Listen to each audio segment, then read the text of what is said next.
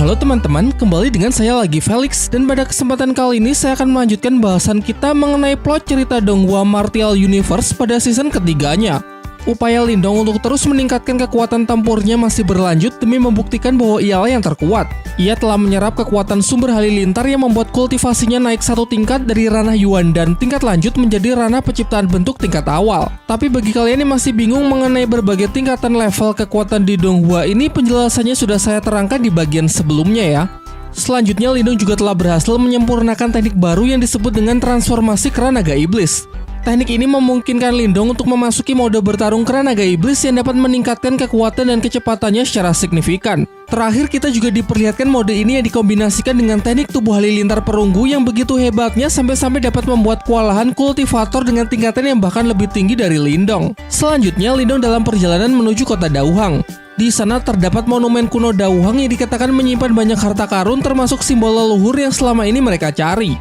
Namun seperti biasa, sebelum saya melanjutkan plot ceritanya, saya akan selalu memberikan peringatan spoiler warning bagi kalian yang belum dan ingin menyaksikan Donghuanya secara langsung, karena fix konten kali ini mengandung banyak spoiler. Dan baiklah, kalau kalian sudah siap, mari kita mulai. Setelah membuat Guyan, tetua sekte pedang kuno kewalahan, Lindong segera pergi meninggalkan lokasi pertempuran untuk menghindari bala bantuan musuh yang mungkin akan segera datang. Dalam perjalanan, Lindong mulai mempertanyakan mengapa tombak surgawi miliknya mengalami perubahan fisik setelah ia menyempurnakan teknik transformasi kera naga iblis. Xiaode kemudian menjelaskan bahwa ini adalah sesuatu yang wajar terjadi pada senjata roh kuno. Sebuah hal yang bagus karena dengan ini darah sejati naga surgawi pada tombak tersebut kini mulai terlihat. Yang mana hal ini berarti tombak kuno surgawi milik Lindong sudah waktunya untuk ditingkatkan ke level senjata roh yang lebih tinggi. Sedangkan untuk proses peningkatannya sendiri membutuhkan beberapa bahan yang perlu disiapkan, serta juga memerlukan seorang master simbol roh yang berpengalaman dan berpengetahuan luas mengenai seluk-beluk senjata kuno. Adapun gelar master simbol roh adalah sebutan bagi seorang kultivator yang terus melatih kekuatan mentalnya hingga tahap tertinggi. Maka dari itu mereka memutuskan untuk mampir terlebih dahulu di kota Dagui, sebuah kota kecil yang berada tidak jauh dari kota Dauhang guna mencari bahan-bahan dan orang yang tepat untuk membantunya dalam proses peningkatan tombak surgawi. Singkat cerita, mereka telah sampai di kota Dagui. Terlihat Lindong yang sedikit canggung karena sudah lama ia tidak berada di dalam keramaian. Setelah 2 hari berada di tempat ini, mereka pergi ke sebuah rumah pelelangan terbesar di kota Dagui yang bernama Pelelangan Wumeng untuk mencari bahan-bahan yang dibutuhkan. Masuk ke dalam rumah pelelangan, Lindong langsung dapat merasakan kehadiran dari kekuatan mental yang sangat aneh, dan ternyata kekuatan mental ini berasal dari seorang pemuda yang berada di lantai 2. Mendengar percakapan dari orang-orang di sekelilingnya, diketahui bahwa pemuda ini bernama Huozong yang berasal dari sekte boneka tersembunyi. Terkenal sebagai pribadi yang angkuh yang sering memborong barang-barang lelang di tempat ini. Dari belakang Huozong datang seorang wanita anggun berbaju serba merah lengkap dengan 2 pengawalnya. Diketahui bahwa wanita ini bernama Mu Xianxian. Ia memiliki kemampuan bawaan unik yaitu aura pemikat yang membuat orang-orang di sekeliling ketika melihat senyumannya akan langsung terhipnotis.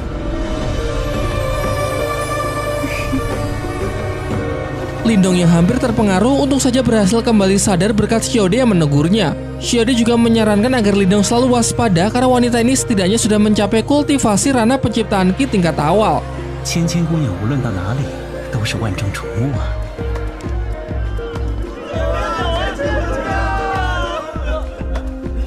Huozong ini nampaknya menyukai Mu Xianxian. Terlihat dari percakapan mereka di mana Huozong mengatakan akan bersedia membantu Xianxian untuk mendapatkan barang lelang yang ia sukai. Acara pelelangan pun dimulai. Barang lelang pertama adalah hati emas sisik iblis dengan harga awal 5.000 pil Yuan murni. Xiaode menyuruh Lindong untuk mengambilnya karena benda ini adalah salah satu bahan yang dibutuhkan dalam proses peningkatan tombak surgawi. Dan setelah terjadi perang harga yang cukup sengit, Lindong pun berhasil mendapatkannya di harga 20.000 pil Yuan murni. Acara lelang tersebut berlangsung hingga malam hari.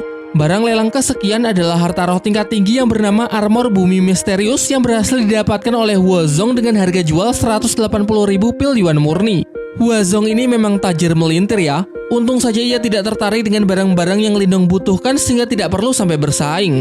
Barang terakhir yang menjadi bonus pada acara lelang hari ini adalah sebuah benda yang disebut sebagai karpet misterius dengan harga awal 50.000 pil Yuan murni.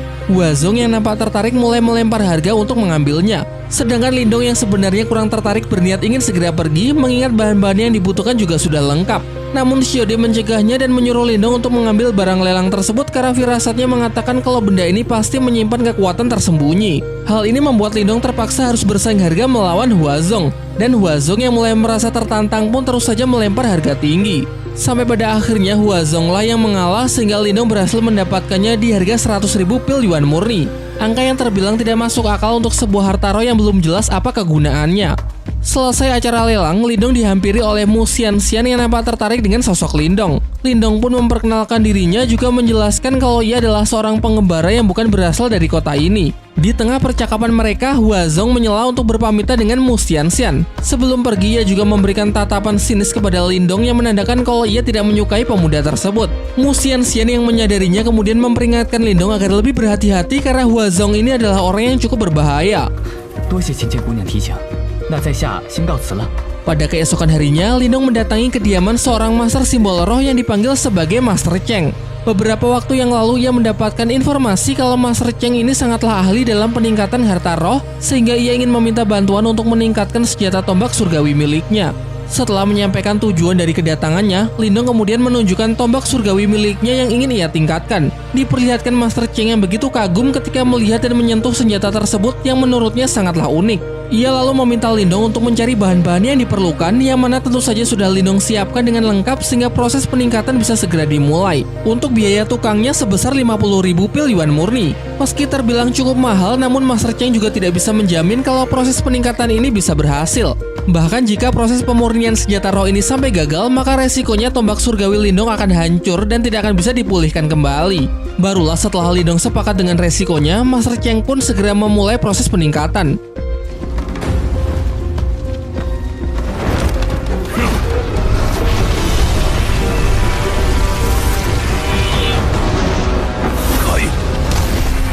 Tahap awal adalah melebur seluruh bahan ke dalam bola api berkekuatan mental agar bisa bersatu dengan tombak surgawi. Memanaskannya hingga suhu ekstrim sampai senjata kuno tersebut berevolusi menjadi senjata roh tingkat tinggi.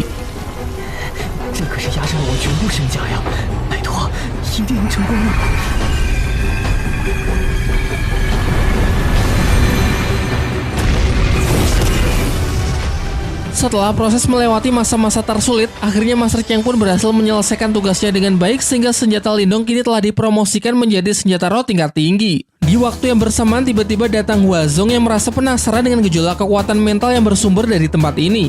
Ia mengungkapkan ketertarikannya terhadap tombak surgawi milik Lindong dan bersedia membelinya dengan harga tinggi. Namun tanpa berpikir dua kali, dengan tegas Lindong pun langsung menolaknya. Master Cheng yang tidak ingin ada keributan meminta Huazong agar segera pergi meninggalkan tempatnya. Dengan nada bicara yang sangat angkuh, Huazong mengatakan kalau ia akan memberi waktu kepada Lindong selama 24 jam untuk mempertimbangkannya lagi jika tidak ingin sesuatu yang buruk menimpanya.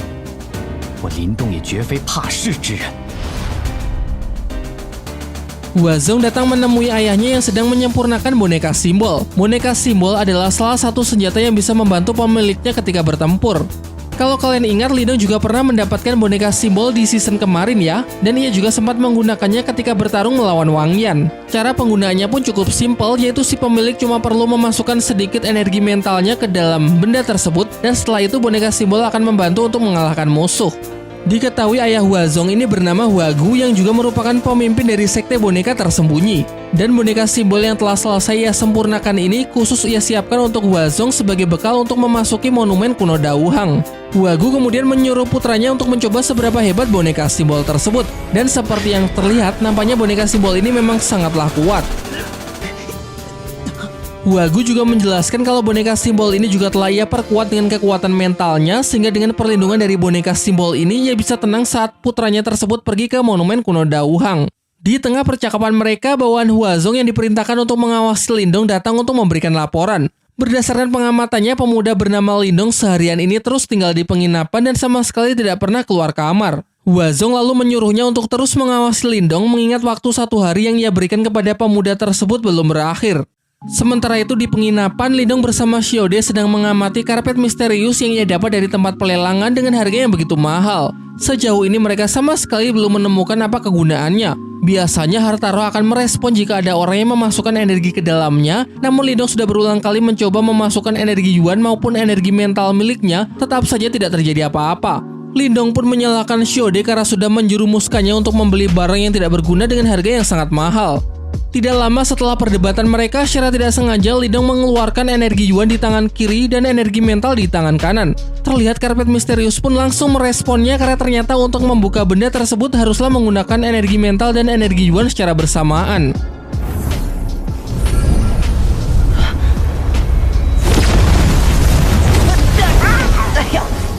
Di percobaan pertama meledak yang mana berarti Lindong masih belum berhasil. Xiaode kemudian menyuruhnya untuk melakukannya lagi, namun dua energi yang Lindong salurkan haruslah seimbang.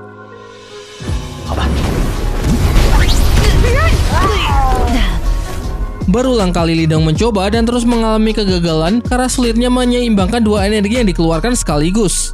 Sampai di pagi hari, akhirnya Lindong berhasil menyeimbangkan energi Yuan dan energi mental untuk mengungkap rahasia di balik karpet misterius tersebut. Xiaode menjelaskan kalau benda ini memiliki formasi unik yang dapat menciptakan sebuah teknik penggabungan antara energi Yuan dengan energi mental yang kemudian disebut sebagai kekuatan mental Yuan. Lindong yang penasaran langsung ingin menguji seberapa kuat teknik tersebut. Beruntung Xiaode mencegahnya karena kalau tidak penginapan ini bisa hancur. Memang kelihatannya cukup berbahaya sehingga Lindong menurut dan mengatakan akan menunggu kesempatan untuk mencobanya.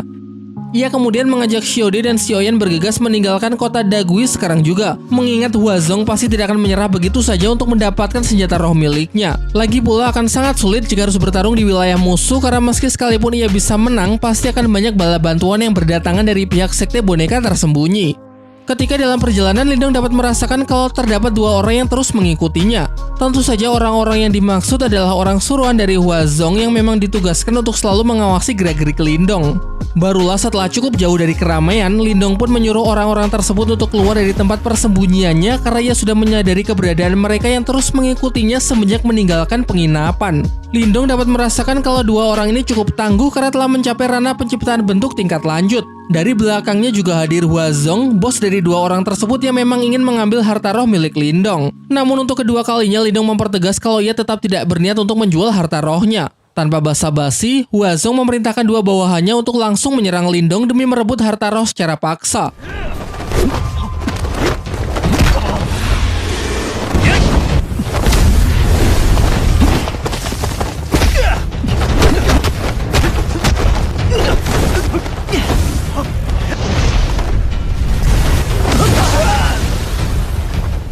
Pertarungan singkat mereka jelas berhasil Lindong menangkan dengan mudah. Sampai akhirnya Huazong sendirilah yang turun tangan secara langsung untuk melawan Lindong dengan kekuatan mental.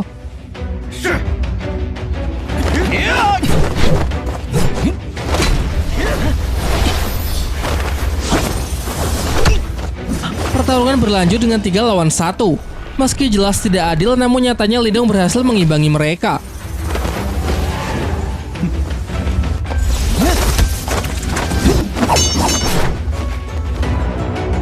Huazong masih bersikap sombong dengan memberikan tawaran kepada Lindong agar memberikan harta rohnya dan bersedia menjadi bawahannya selama 1 tahun. Dengan begitu ia akan mengampuni nyawa Lindong. Namun tanpa rasa takut sedikit pun Lindong menolak dan justru memberikan tawaran yang sama kepada Huazong.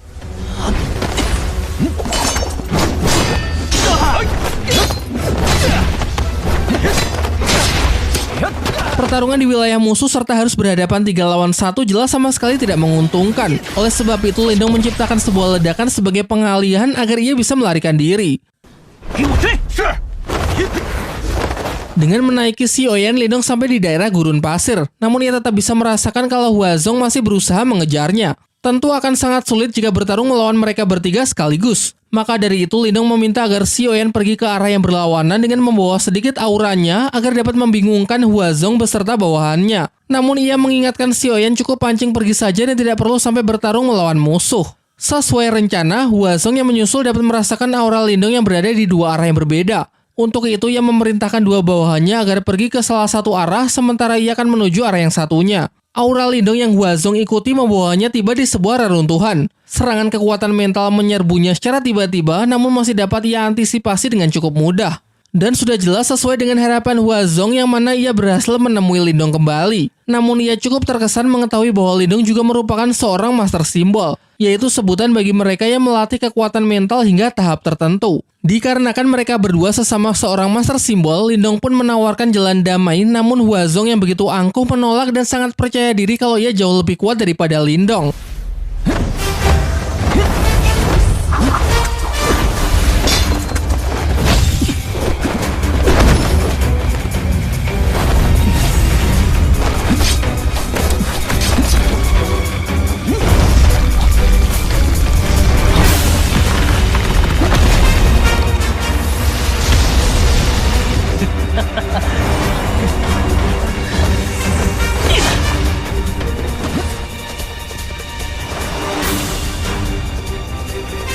Huazong bahkan juga mengeluarkan boneka simbol pemberian ayahnya, serta memperlihatkan simbol di dahinya yang menandakan kalau ia adalah seorang master simbol yang telah mencapai tingkat cukup tinggi yang disebut master simbol roh. Sementara itu di waktu yang bersamaan, Xiaoyan berhasil memancing dua bawahan Huazong menggunakan aura Lindong yang ditempelkan ke tubuhnya. Namun sesuai permintaan Lindong, ia akan menghindari pertarungan dan setelah berhasil memancing musuh cukup jauh, ia pun segera bersembunyi. Sadar bahwa telah dipermainkan, keduanya pun bergegas pergi menyusul bosnya agar bisa membantu mengalahkan Lindong. Kembali ke lokasi pertempuran Lindong, yang mana ia digempur habis-habisan oleh Huazong yang mempunyai segudang senjata roh. Xiaode pun mengingatkan Lindong agar tetap berhati-hati mengingat lawannya adalah seorang master simbol roh, ditambah lagi juga dipersenjatai dengan boneka simbol.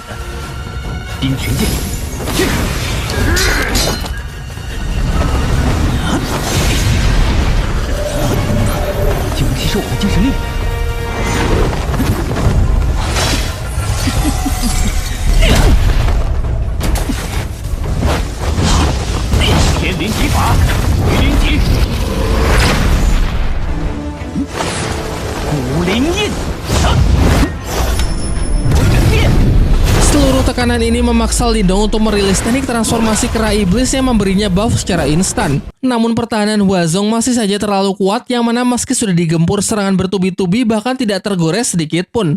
Ditambah lagi dengan boneka simbol yang terus menyerang membuat posisinya semakin terdesak.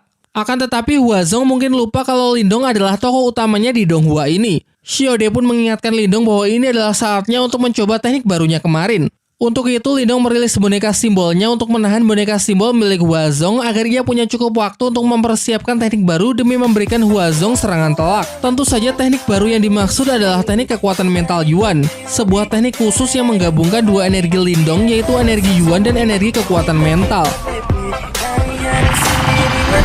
Kita jalani kayak ditakdir, tak mesti mau sendiri. Cuma tak belum siap kalau tak mau mencari. Lebih baik begini daripada sakit hati. Dari jarak yang sangat dekat, Lindong berhasil menargetkan serangannya tepat ke tubuh Huazong yang mengakibatkan armor spiritual miliknya hancur berkeping-keping. Selain itu, pertarungan antar boneka simbol juga berhasil Lindong menangkan, sehingga dengan ini situasi pertempuran pun telah berbalik. Di sini Lindong masih berbaik hati dengan memberikan Huazong kesempatan untuk mengaku kalah dan meminta maaf. Namun jelas karena harga diri yang sangat tinggi, ia pun tidak akan sudi melakukannya dan justru memanfaatkan kelengahan Lindong untuk kembali menyerangnya. Ia merilis sebuah teknik yang disebut pengikis tulang segel, sebuah teknik yang memungkinkannya untuk mengunci target lalu menyerap seluruh kekuatan mentalnya. Akan tetapi menggunakan teknik seperti ini kepada Lindong sama saja dengan bunuh diri, karena teknik penyerapan energi adalah salah satu keahlian terbaik Lindong.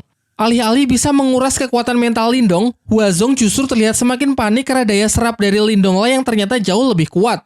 Sampai pada akhirnya Lindong pun berhasil menyerap seluruh kekuatan mental milik Huazong sampai kering yang mengakibatkan pemuda tersebut tewas seketika. Kepala terasa berat setelah menyerap kekuatan mental milik Huazong. Lindong dapat merasakan dua kekuatan mental yang saling bertabrakan di dalam tubuhnya, ditambah lagi entah mengapa kekuatan mental Huazong terasa begitu jahat. Xiaode kemudian menjelaskan kalau kekuatan mental membawa sifat dari pemilik aslinya, maka dari itu Lindong membutuhkan waktu untuk menyempurnakannya agar tubuh dapat beradaptasi. Di saat yang bersamaan, Xiaoyan akhirnya berhasil menyusul Lindong. Lindong pun mengajak mereka agar segera meninggalkan tempat ini sebelum datang bala bantuan dari sekte boneka tersembunyi. Tak lama setelah kepergian Lindong, dua bawahan Huazong tiba di lokasi bekas pertempuran, namun naasnya mereka terlambat karena kini sang tuan muda telah meninggal. Mereka lalu membawa jasad Huazong ke tempat ayahnya dan tentu saja sang ayah sangat berduka atas kematian putra kesayangannya tersebut. Ia pun dibuat sangat marah dan bersumpah bahwa ia pasti akan membunuh Lindong. Tidak sabar menunggu lebih lama, malam ini juga Huagu langsung memberikan perintah kepada seluruh anggota sekte boneka tersembunyi untuk melacak keberadaan Lindong. Mu Xian-Xian yang menyaksikan keributan di luar mendapatkan informasi dari bawahannya kalau Huazong, putra dari tetua sekte boneka tersembunyi, telah dibunuh oleh Lindong. Oleh sebab itulah seluruh orang dari cabang sekte boneka tersembunyi dikerahkan untuk segera menangkapnya. Namun meski semua orang telah berusaha keras, tidak ada satupun dari mereka yang berhasil menemukan bocah tersebut. Hal ini membuat Huagu semakin kesal sehingga ia memutuskan untuk mencarinya sendiri. Di sisi lain, dalam perjalanan Xiaode menjelaskan betapa seriusnya masalah yang sedang Lindong hadapi saat ini. Pihak dari sekte boneka tersembunyi pasti tidak akan melepaskan Lindong setelah putra dari ketua sekte mereka terbunuh. Namun sebelum memikirkan rencana berikutnya, Lindong harus segera mencari tempat yang aman terlebih dahulu untuk menyempurnakan kekuatan mental milik Huazong yang telah ia serap karena energi jahatnya yang terus memberontak. Singkat cerita, Lindong telah memulai proses penyempurnaan kekuatan mental di sebuah reruntuhan kuil di wilayah gurun pasir, dan tidak membutuhkan waktu lama, ia pun telah berhasil menyelesaikan proses penyempurnaan tersebut sehingga kekuatan mental Huazong kini telah sepenuhnya terserap. Namun belum aman jika melanjutkan perjalanan sekarang karena orang-orang dari sekte boneka tersembunyi pasti masih berkeliaran untuk memburunya. Guna mengantisipasi kemungkinan terburuk, Lindong berencana untuk meningkatkan kekuatannya lagi dengan menggunakan buah 1000 binatang yang dulu berhasil ia dapatkan dari keran naga iblis. Shiode kemudian menjelaskan bahwa mungkin penyempurnaan buah 1000 binatang dapat meningkatkan kekuatan Lindong secara signifikan. Namun resiko yang harus dipertaruhkan juga sangatlah tinggi. Peluang kegagalannya cukup besar mengingat kondisi tubuh Lindong yang baru saja menyerap kekuatan mental Huazong masih belum stabil. Ditambah lagi bagaimana jika orang-orang dari sekte boneka tersembunyi berhasil menemukannya terlebih dahulu sebelum proses penyempurnaan selesai. Namun menurut Lindong, jika harus bertarung melawan tetua sekte boneka tersembunyi menggunakan kekuatannya yang sekarang bisa saja menjadi jauh lebih berbahaya. Maka dari itu, meski sudah mendapatkan peringatan dari Shiode, Lindong pun tetap memutuskan untuk menyempurnakan buah 1000 binatang tersebut. Dan selama proses berlangsung, ia meminta Shiode dan Sioyan untuk melindunginya. Shiode pun sudah tidak bisa berkata apa-apa lagi. Ia pun mengajak Sioyan untuk berjaga di luar dan memberikan waktu sebanyak mungkin untuk Lindong. Sementara itu di sisi lain, Huagu yang pergi untuk mencari orang yang telah membunuh putranya akhirnya telah sampai di lokasi bekas pertempuran. Ia pun masih dapat merasakan sisa energi mental di tempat tersebut, bahkan juga dapat mengetahui ke arah mana perginya energi mental milik Lindong pasca pertarungan. Kembali ke tempat Lindong, Sioyan terlihat mulai cemas karena proses kultivasi Lindong yang tidak kunjung selesai. Namun meski cukup berbahaya, ini adalah satu-satunya cara untuk mendapatkan peningkatan kekuatan secara instan. Dan Shiode juga yakin kalau Lindong pasti dapat melakukannya. Di tengah pembicaraan tersebut, Shiode tiba-tiba dapat merasakan kehadiran aura yang sangat kuat dari seorang kultivator di ranah penciptaan Ki. Melihat kondisi Lindong yang masih belum memungkinkan untuk bertarung, Shiode pun mengajak Sioyan untuk menahan musuh di luar agar bisa memberikan waktu kepada Lindong untuk menyempurnakan buah 1000 binatang. Dan benar saja, aura kultivator di ranah penciptaan Ki yang dirasakan oleh Shiode ternyata memang berasal dari Huagu yang telah berhasil melacak lokasi Lindong melalui energi mental yang tertinggal di tempat pertarungan sebelumnya. Shiode pun kemudian memerintahkan Sioyan untuk mengalihkan perhatian Huagu, sementara ia akan menyelinap untuk memberikan serangan kejutan dari arah belakang. Dengan wujud kucing kecilnya, Sioyan berusaha menarik perhatian Huagu. Hingga tiba waktu yang tepat, giliran Shiode yang melancarkan serangannya meski dapat diantisipasi dengan cukup mudah. Untuk menyita sedikit waktu, Shiode pun menampakkan wujudnya kemudian menyarankan agar Huagu segera pergi sebab jika ingin mencari harta karun, sayangnya Huagu datang ke tempat yang salah karena tempat ini hanyalah wilayah bagi para binatang roh. Namun tentu saja Huagu tidak akan mudah dibodohi begitu saja. Ia sangat yakin bahwa orang yang ia cari berada di tempat ini dan dua makhluk inilah yang sengaja menyembunyikannya.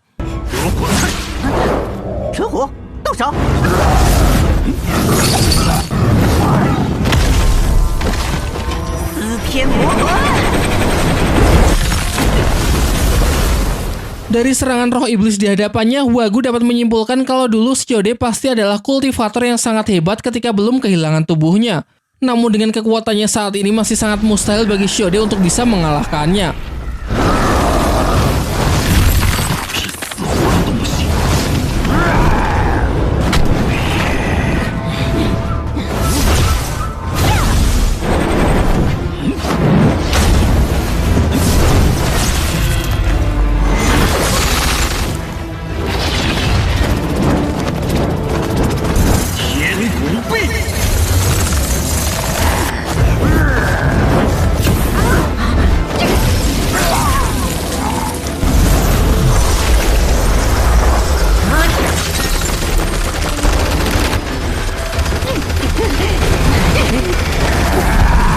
Dan sesuai perkiraan, Shiode dan Sioyan benar-benar dibuat kewalahan menghadapi Huagu, seorang kultivator tingkat tinggi yang telah mencapai ranah penciptaan Ki. Alhasil keduanya pun telah mencapai batasnya, sedangkan Huagu terlihat sama sekali tidak terluka sedikit pun. Secara tiba-tiba, sebuah ledakan energi muncul dari dalam reruntuhan kuil yang membuat Huagu sangat yakin kalau Lindong pasti sedang bersembunyi di dalam sana.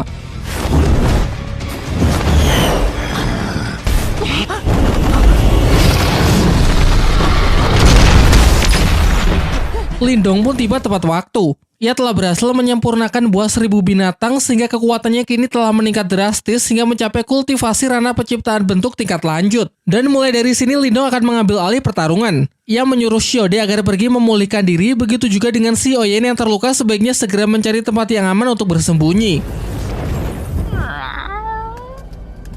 Dengan dipenuhi hasrat balas dendam, Huagu mengatakan bahwa hari ini Lindong pasti akan membayar kematian dari putranya. Lindong pun mencoba membela diri dengan menjelaskan bahwa sebenarnya semua masalah ini disebabkan oleh Huazong sendiri yang mempunyai niat jahat untuk merampas harta roh miliknya. Namun Huagu yang sudah dibutakan oleh dendam sama sekali tidak bisa menerima pembelaan Lindong dan justru mengatakan jangankan hanya merampas harta roh, bahkan meski putranya tersebut mempunyai niat untuk membunuh Lindong sekalipun, ia juga tetap tidak akan menyalahkannya.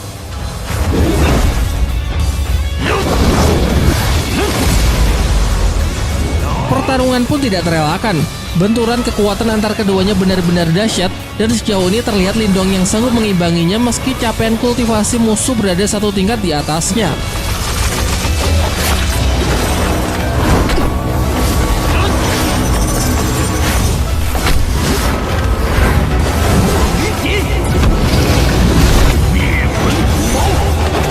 Diperlihatkan bahkan Lindong sanggup mendominasi jalannya pertempuran setelah ia memasuki mode transformasi kera iblis.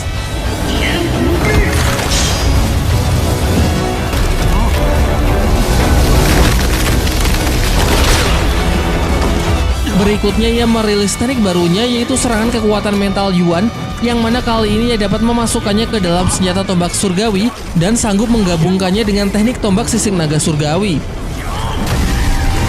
Dengan kekuatan penuh, Huagu pun berusaha keras untuk menahannya. Sayangnya meski daya hancur dari teknik Lindong begitu kuat, terlihat bahwa setelah ledakan tersebut Huagu lah yang masih sanggup berdiri, sementara Lindong nampak terkapar sudah tidak berdaya.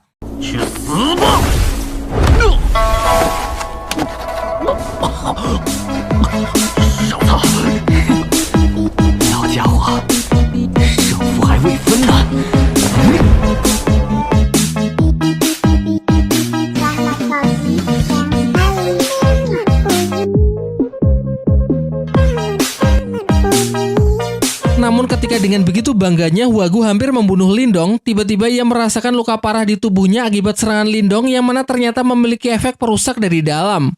Dan sebaliknya, Lindong lah yang tetap berada di posisi lebih unggul karena kekuatannya masih cukup jika pertempuran ingin dilanjutkan. Tidak ingin bernasib sama dengan putranya, Huagu pun bergegas kabur meninggalkan lokasi pertempuran. Padahal di saat yang bersamaan ternyata Lindong barusan cuma menggeretak karena sebenarnya dia juga telah terluka parah. Sebelum jatuh pingsan, ia melihat bayangan seorang wanita yang berjalan ke arahnya. Nampak seperti Nona Xingzu, wanita yang dulu Lindong temui ketika dalam misi berburu harta karun di dalam makam kuno pada season kedua. Ketika membuka mata, tiba-tiba Lindong sudah berada di atas ranjang dengan luka-lukanya yang juga sudah dirawat dengan baik. Di tengah kebingungannya datanglah Mu Xianxian, wanita yang Lindong temui di tempat lelang kota Dagui beberapa hari yang lalu. Mu Xianxian kemudian menjelaskan kalau sekarang mereka berdua sedang berada di Sekte Iblis Agung yang mana mustahil orang-orang dari Sekte Boneka Tersembunyi akan mendatangi tempat ini. Diceritakan bahwa sejak dahulu Sekte Iblis Agung dan Sekte Boneka Tersembunyi selalu berselisih paham, sehingga jika Lindong bermusuhan dengan Sekte Boneka Tersembunyi, maka bisa dikatakan Lindong adalah teman bagi Sekte Iblis Agungnya. Di sini Mu Xianxian juga mengungkapkan kekagumannya kepada Lindong karena sanggup mengalahkan ketua Sekte Boneka Tersembunyi seorang diri. Namun ia mengingatkan kalau Huagu pasti tidak akan menyerah begitu saja. Suatu saat orang tersebut pasti akan kembali untuk mencari Lindong dengan membawa kekuatan yang jauh lebih besar. Maka dari itu, Mu Xianxian mencoba membujuk Lindong agar bersedia bergabung ke dalam Sekte Iblis Agung, karena dengan begitu mereka bisa bersama-sama menghancurkan Sekte Boneka Tersembunyi dengan begitu mudah. Namun Lindong menolak secara halus tawaran dari Mu Xianxian. Ia menjelaskan kalau sejak awal tujuan ia datang ke kota Dauhang bukan untuk bergabung dengan sekte manapun, apalagi menghancurkan sekte orang lain. Mu Xianxian pun juga tidak memaksa.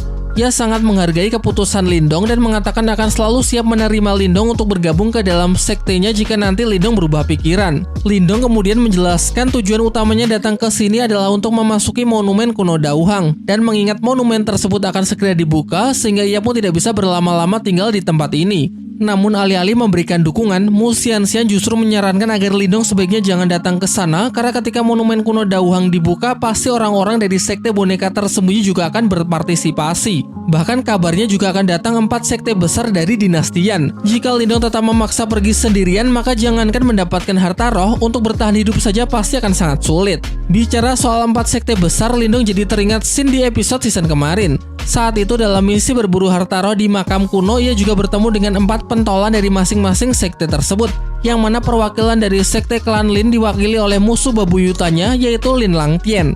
Lindong pun menyampaikan rasa terima kasihnya kepada Mu Xianxian karena sudah mencemaskannya. Namun ia sudah membulatkan tekad bahwa dirinya tetap akan pergi ke monumen kuno, mengingat inilah alasan ia datang ke kota Dauhang.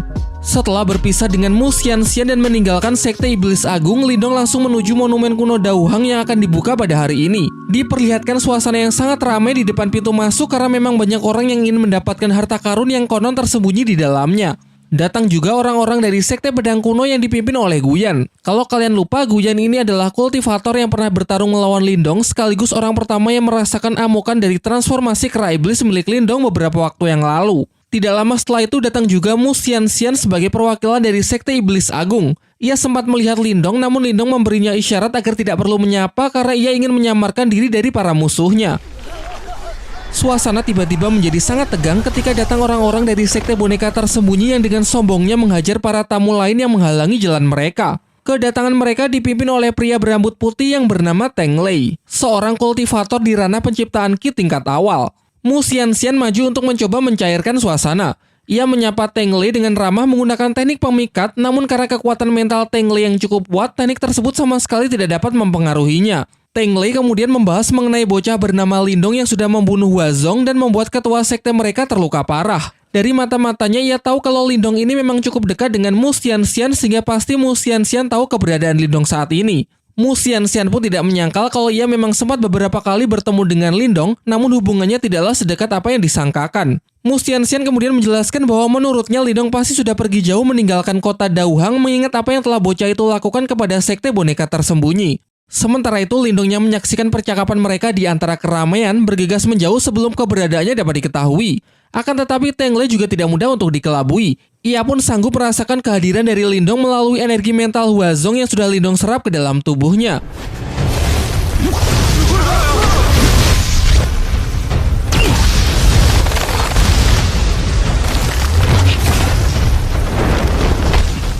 Dengan ini kedatangan Lindong pun telah terekspos. Teng Lei mendekat berniat ingin memulai pertarungan mengingat pesan dari ketua mereka agar menangkap Lindong hidup-hidup untuk nantinya dijadikan boneka simbol.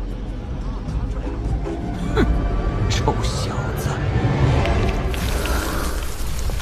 化骨长老特意嘱咐我，一定要把你活着带回去。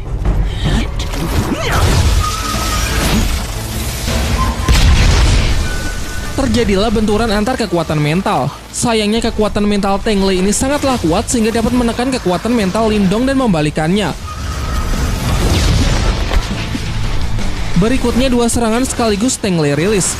Sedangkan untuk menghadapinya, Lindong mengeluarkan teknik barunya yaitu teknik kekuatan mental Yuan, sebuah teknik penggabungan dua energi yang sanggup memukul mundur Teng Lei. Diperlihatkan setelah kepulan asap menyingkir, Teng Lei menggunakan boneka simbol untuk mengurangi damage dari serangan Lindong. Disusul dengan beberapa orang dari sekte boneka tersembunyi yang mengepung membuat situasi pertarungan cukup mendesak Lindong. 怎么，是要一起上吗？ Namun Teng Lei memerintahkan para bawahannya tersebut agar mundur karena ia ingin menikmati pertarungannya sendiri. Pertarungan pun siap lanjut ke ronde kedua. Namun sebelum duel kembali dimulai, mereka semua dikejutkan dengan kemunculan 4 klan besar dari dinastian, yang mana salah satunya adalah klan Lindong, yakni klan Lin yang kedatangannya dipimpin oleh Lin Langtian. Dari dalam benaknya terdengar Xiode yang memperingatkan Lindong agar berhati-hati karena terasa dari auranya kekuatan Lin Langtian ini sudah jauh meningkat dibandingkan dengan 1 tahun yang lalu. Bahkan menurut Xiode dengan kekuatan Lindong saat ini masih akan sangat sulit untuk menghadapinya.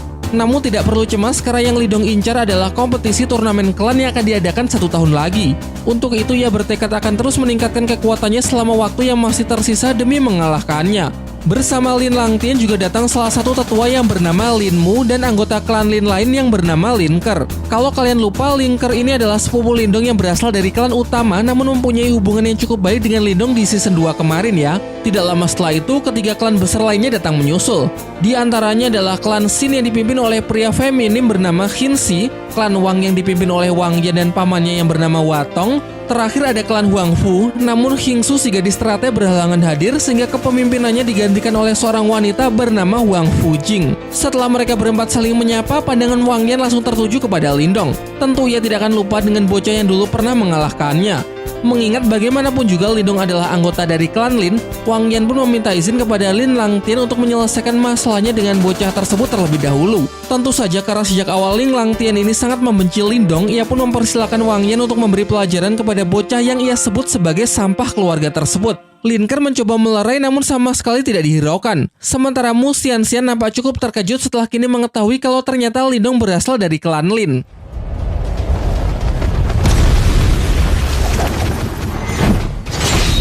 Tanpa berlama-lama, Wang Yan pun segera melompat dan merilis senjata roh tombaknya untuk menantang Lindong. Dengan penuh percaya diri, ia mengatakan kalau kali ini Lindong tidak akan bisa melarikan diri lagi. Menanggapi hal itu, Lindong terlihat cukup tenang. Mungkin bagi Lindong, Lin Langtian masih terlalu kuat. Namun kalau cuma Wang Yan dengan kultivasi ranah penciptaan Ki tingkat awal, Lindong sangat yakin bisa mengalahkannya.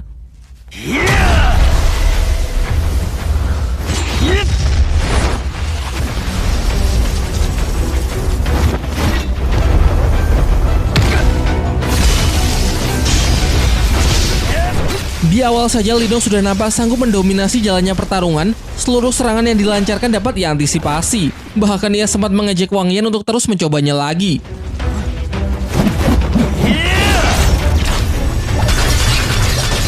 Diperlihatkan adu mekanik yang sangat tidak seimbang. Meski sebagai catatan, Lindong ini masih berada di tahap kultivasi ranah penciptaan bentuk tingkat lanjut, yang mana secara teori satu tingkat lebih rendah dari Wang Yan.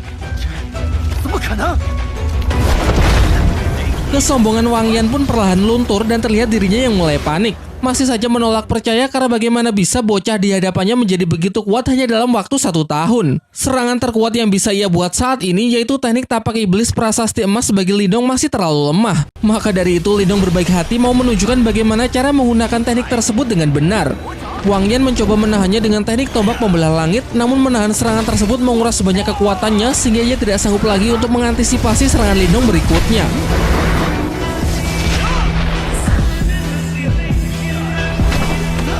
Semuanya pun dibuat tercengang menyaksikan kekalahan telak dari Wang Yan dan siapa sangka Lindong bisa menjadi begitu kuat hanya dalam kurun waktu 1 tahun.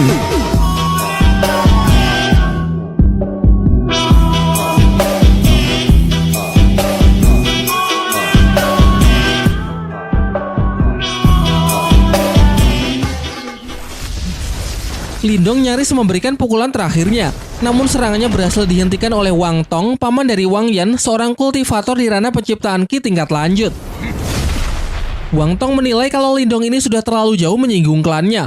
Namun bukannya takut, Lindong justru mengatakan kalau mereka ini tidak pantas disebut sebagai klan, melainkan hanya sekumpulan berandalan. Watong pun menyampaikan rasa kekecewaannya kepada Lin Langtian karena telah dinilai gagal mendisiplinkan Lindong sebagai salah satu anggota klannya yang dapat mengakibatkan rusaknya hubungan baik antara klan Wang dengan klan Lin. Tentu saja Lin Langtian sama sekali tidak akan membela Lindong. Ia justru memerintahkan Lindong untuk segera berlutut dan meminta maaf kepada Wang Yan jika masih ingin tetap hidup. Namun Lindong malah tertawa mendengar pernyataan dari Lin Langtian. Dengan tegas ia mengatakan kalau Lin Langtian sama sekali tidak mempunyai hak untuk memerintahnya. Lindong lalu menjelaskan kalau menurutnya apa yang dilakukan oleh Lin Langtian saat ini justrulah yang mempermalukan klan Lin. Dengan terus menuruti permintaan klan Wang dan menggertak anggota klannya sendiri di hadapan semua orang, bukankah itu justru merendahkan martabat dari klan Lin itu sendiri? Dan jika masalah ini sampai tersebar, maka pasti akan banyak orang yang menertawakan serta mempertanyakan reputasi dari klan Lin. Klan Lin akan menjadi bahan tertawaan dan ini semua karena salah dari Lin Langtian. Bahkan Lindong menyebut kalau Lin Langtian ini adalah seorang pendosa klan yang harusnya pantas menerima hukuman.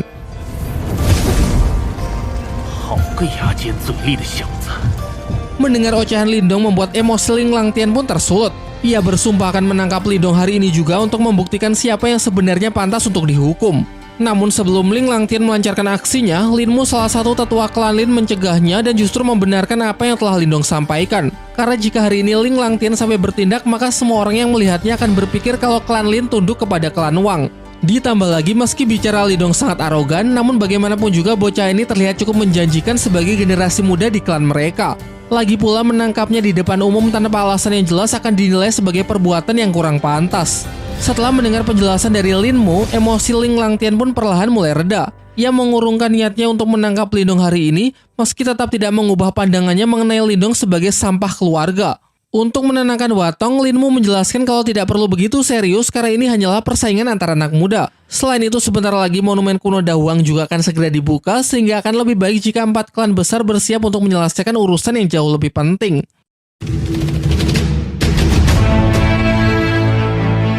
Dan benar saja, tak lama setelah pembicaraan mereka, terlihat pintu masuk dari monumen kuno Dauhang telah mulai terbuka.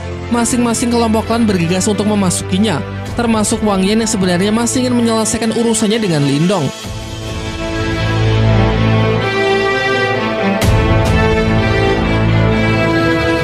Dengan menaiki si Oyen, Lindong pun juga bergegas masuk sesuai dengan tujuan awalnya, yaitu menemukan simbol spiritual leluhur.